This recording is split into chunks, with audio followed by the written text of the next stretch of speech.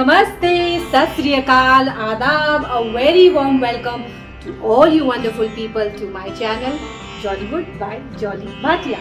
दोस्तों, हमारा भारत देश विभिन्नताओं का देश है और हमारे हिंदू धर्म में कई देवी देवताएं हैं जिनकी हम पूजा अर्चना करते हैं। वैसे ही भारत की इस पवित्र भूमि पे कई संत महाराजाओं ने भी जन्म लिया है। वैसे ही एक महाराष्ट्र के प्रसिद्ध संत जिसके बारे में आज हम इस ब्लॉग में बात करने वाले हैं, उनका नाम है संत ज्ञानेश्वर माउली। तो उसी के लिए दोस्तों आज मैं आप लोगों को लेकर चलने वाली हूँ आलंदी, जो कि पुणे से कुछ ही किलोमीटर की दूरी पे है। और इसी के साथ साथ इस वीडियो के कहीं बीच में मैं आप लोगों को आलंदी और मेरी और आलंदी से जुड़ी कुछ फन फैक्ट्स बताने वाली हूँ। तो इस वीडियो को ध्यान से अंत तक जरूर देखिएगा, क्योंकि अगर आपको वो फन फैक्ट समझ में आ गया तो आपको मिलेगा सरप्राइज। और इस सरप्राइज को जानने के लिए आज आपको मैं अपने साथ लेकर चल रही हूँ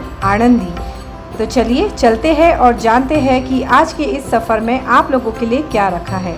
तो दोस्तों मैं हूँ इस वक्त अपनी कार में अपने डियर हस्बैंड के साथ में। मैं चल पड़ी हूँ आनंदी के लिए, जहाँ संत ज्ञानेश्वर माउली की समाधि का मंदिर बना हुआ है और वहाँ चल के मैं आप लोगों को आगे की सारी दास्तानें सुनाऊंगी। लेकिन इससे पहले मेरे प्यारे हस्बैंड ने मेरे लिए जो मेरा फेवरेट चीज़ केक लाया है वो तो खा लूँ।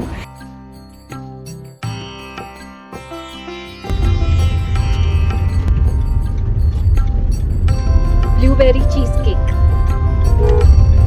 सो दोस्तों वैसे तो आनंदी पुणे से कुछ ज़्यादा दूर नहीं है, लेकिन इतनी तड़कती घड़कती धूप में मैंने साड़ी पहनने का डिसीजन जो लिया है वो मुझे परेशान कर रही है। चलिए कोई बात नहीं, बात करते हैं फन फैक्ट की।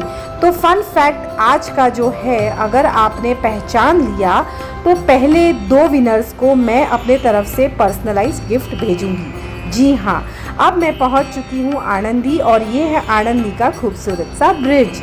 चलिए आगे जानते हैं। तो संत ज्ञानेश्वर महाराज एक मराठी पोएट, फिलोसोफर और ऑथर थे, जिनका जन्म 13वीं शताब्दी में हुआ और महज 21 साल की उम्र में संत ज्ञानेश्वर माउली ने 2 किताबें लिखी थी, जिसमें से एक थी ज्ञानेश्वरी, जो कि भगवत गीता की कमेंटरी है और जिसे आज भी मराठी लिटरेचर में सबसे श्रेष्ठ माना जाता है।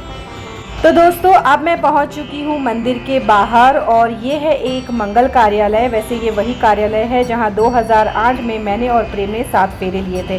जी हाँ, आनंदी शादी करवाने के लिए भी बहुत फेमस है।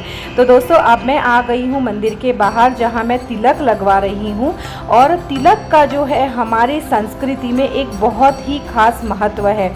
तिलक लगाना हमारी संस्कृति में शुभ माना जाता है। तो मैं ये खास तिलक विठू माउली का अपने सर पर लगा के मंदिर के अंदर प्रवेश करने जा रही हूँ। तो दोस्तों जैसे कि आप लोग देख सकते हो, मंदिर के बाहर का ये रास्ता है। मंदिर का मुख्य द्वार जो है वहाँ जाने का ये रास्ता है। और रास्ते में जैसे कि आप हर एक मंदिर के बाहर देखते हैं, पूजा सामग्री और प्रसाद विक्रेताओं की दुकानें लगी हुई है। एक छोटा सा और मंदिर भी है और अब यहाँ से हम चलते हुए मंदिर के अंदर प्रवेश करेंगे।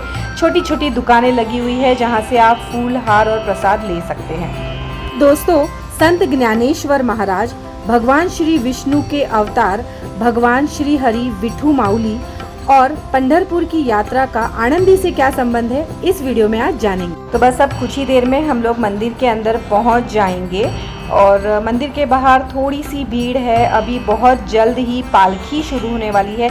पालकी क्या है उसके बारे में मैं आपको इस वीडियो में डिटेल ज़रूर दूंगी। उससे पहले हम मंदिर के अंदर प्रवेश करते हैं। तो अब हम मंदिर के मुख्य द्वार के बाहर आ पहुँचे हैं।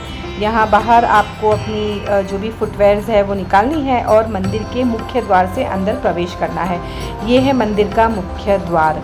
तो दोस्तों जैसे कि मैंने आप लोगों को बताया कि संत ज्ञानेश्वर माउली हमारे महाराष्ट्र के एक प्रख्यात संत थे। वे भगवान पांडुरंग, भगवान विठल के परम भक्त थे। भगवान विठू माउली, इनका मंदिर महाराष्ट्र के पंढरपुर में स्थित है और भगवान विठल ही विष्णु के अवतार है। तो दोस्तों इसकी एक छोटी सी पौराणिक कथा मैं आप लोगों को इस वीडियो में शेयर करती हूँ। लेकिन उससे पहले अगर आपने मेरे चैनल को अब तक सब्सक्राइब नहीं किया है तो प्लीज़ सब्सक्राइब कर लीजिए और बेल आइकन को दबा दीजिए और इस वीडियो को अंत तक देखना मत भूलिएगा। तो दोस्तों, एक समय की बात है जब माता रुक्मणी भगवान श्री कृष्ण से नाराज़ होकर द्वारका छोड़कर चली जाती है। वे द्वारका छोड़ दिंडी वन में तपस्या करने लगती है। दिंडी वन जो आज के समय में पंढरपुर नाम से प्रख्यात है। पंढरपुर महाराष्ट्र के सोलापुर जिले में स्थित है। माता रुक्मणी को मनाने के लिए भगवान श्री कृष्ण द्वारका से दिंडी पहुंचते हैं और माता से कहते हैं कि आप यहाँ क्यों चली आई, मैं आपके बिना नहीं रह सकता, आप वापस द्वारका चलिए। लेकिन माता रुक्मणी तो नाराज़ थी, तो उन्होंने आने से साफ इनकार कर दिया। तो उसी वक्त भगवान ने कहा कि ठीक है, आप यहीं रुकिए, मैं अपने एक भक्त से मिलकर आता हूँ। और उस भक्त का नाम था कुंडलिक, जो यहीं वन में अपने माता पिता के साथ रहता था और जिसकी सेवा भक्ति से प्रभु बहुत प्रसन्न थे। तो अपने इस भक्त को मिलने के लिए प्रभु उसके द्वार पे जब पहुँचते हैं, उस वक्त कुंडलिक अपने माता पिता की सेवा में लीन होता है। वो उनके सर को गोद में रखकर उन्हें सुलाने का प्रयास कर रहा होता है। तभी प्रभु वहाँ प्रकट होते हैं और उससे कहते हैं कि हे भक्त, मैं तेरी सेवा से बहुत प्रसन्न हूँ और इसीलिए तुझे मिलने आया हूँ। लेकिन कुंडलिक प्रभु को देखकर उनसे कहता है कि मैं इस वक्त अपनी माता पिता की सेवा में व्यस्त हूँ, आप यहाँ इस ईंट पे खड़े रहिए, मैं आपसे आकर ज़रूर मिलूँगा। प्रभु अपने इस भक्त को मिलने के लिए ईंट पर खड़े रहकर उसकी प्रतीक्षा करते हैं। और जब कुंडलिक उनसे मिलने के लिए आता है तब प्रभु को ईंट पर खड़ा देख वो बहुत प्रसन्न होता है और उनसे माफ़ी मांगता है कि उन्हें उनकी प्रतीक्षा करनी पड़ी।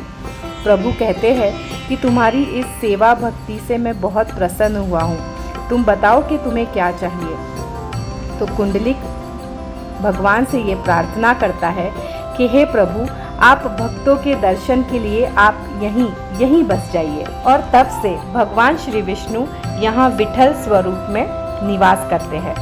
दोस्तों, पंढरपुर भगवान श्री कृष्ण का वैकुंठ धाम माना जाता है। यहाँ हर साल आषाढ़ी एकादशी के दिन महापूजा होती है और इस पूजा में शामिल होने के लिए श्रद्धालु महाराष्ट्र के कोने कोने से पैदल चलकर पंढरपुर पहुँचते हैं। इस पैदल यात्रा को वारी कहा जाता है और इस वारी प्रथा की शुरुआत संत ज्ञानेश्वर द्वारा की गई थी। हर वर्ष लाखों श्रद्धालु इसी मंदिर से संत ज्ञानेश्वर माउली की पालकी लेकर पंढरपुर पैदल चलकर जाते हैं। इस 21 दिन की यात्रा की शुरुआत यहीं से होती है और इस वक्त मैं खड़ी हूँ इस महान पेड़ के नीचे, जिस पेड़ के नीचे संत ज्ञानेश्वर माउली ने समाधि ली थी। पंढरपुर की वारी की ये प्रथा करीबन 1000 साल पुरानी है और ये प्रथा की शुरुआत यहीं इस आनंदी के मंदिर से होती है। तो दोस्तों, इस वक्त मैं इस समाधि मंदिर में हूँ और आप देख सकते हैं कि यहाँ अंदर पालकी भी रखी हुई है। इसी पालकी को लेकर आनंदी से पंढरपुर तक यात्री पैदल चलते हुए आषाढ़ी एकादशी के दिन पहुंचते हैं। मैं इस वक्त मंदिर के अंदर हूं और आप मंदिर के अंदर का नज़ारा देख सकते हैं।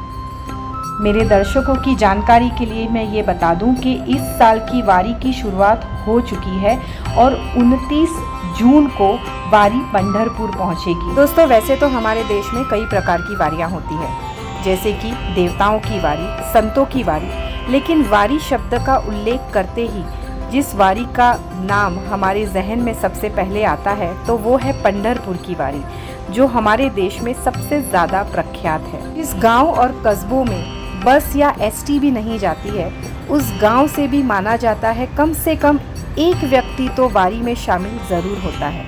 बारिश की पहली बूंद गिरते ही पूरे महाराष्ट्र के किसान भाई बहनों को अगर किसी चीज़ का बेसब्री से इंतज़ार होता है तो वो है पंढरपुर की वारी में शामिल होने का।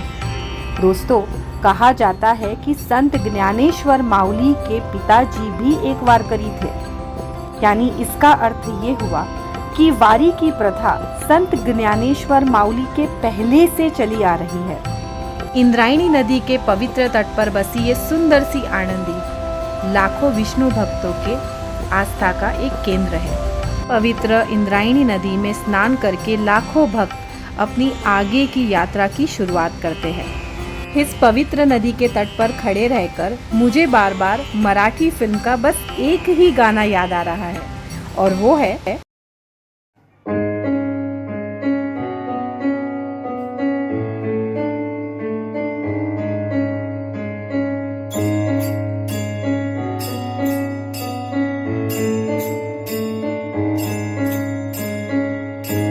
भिडे आसमंती ध्वजा वैष्णवांची उभी पंढरी आज नादावली, तुझे नाव ओठी तुझे रूप ध्यानी, जीवाला तुझी आस गा लागली, जरी बाप साऱ्या जगाचा परी तू आम्हा लेकरांची विठू माऊली, माऊली माऊली माऊली माऊली माऊली माऊली रूप तुझे, विठ्ठल विठ्ठल विठ्ठल विठ्ठल।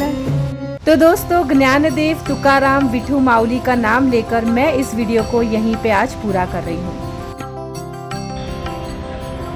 तो गाइज, आई होप आप लोगों को मेरा आज का ये ब्लॉग पसंद आया होगा, और अगर पसंद आया है तो please like share and subscribe करना मत भूलिएगा, और ऐसे ही इंटरेस्टिंग वीडियोस देखने के लिए बने रहिएगा मेरी चैनल जॉलीवुड पे। मैं आप लोगों को मिलूंगी अपने नेक्स्ट ब्लॉग में, तब तक के लिए बाय बाय।